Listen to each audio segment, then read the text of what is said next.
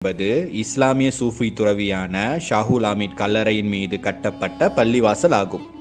இந்த தர்கா தமிழ்நாட்டின் கடலோர நகரமான நாகூரில் அமைந்துள்ளது. இதனால் இது நாகூர் தர்கா என்று அழைக்கப்படுகிறது. அதோடு மட்டும் இல்லாமல் இது ஷேக் ஷாஹுல் ஹமீத் தர்கா மற்றும் நாகூர் ஆண்டவர் தர்கா என்றும் அழைக்கப்படுகிறது. இஸ்லாமிய துறவியான ஷாஹுல் ஹமீத் கல்லறையின் மீது கட்டப்பட்டிருக்கும் இந்த பழமையான பள்ளிவாசல் பலரின் தீராத நோய்களையும் பிரச்சனைகளையும் தீர்த்துள்ளது என கூறப்படுகிறது.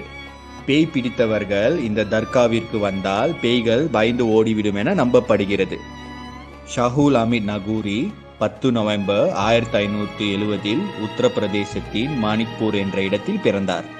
இவர் புகழ்பெற்ற சூஃபி துறவியான முஹியுddin அப்துல் அல் கதீர் அல் ஜலானியின் 13வது தலைமுறை ஆவார். இஸ்லாமிய கல்வியை ஆழ்ந்து கற்ற பிறகு இவர் மெக்காவிற்கு புனித பயணத்தை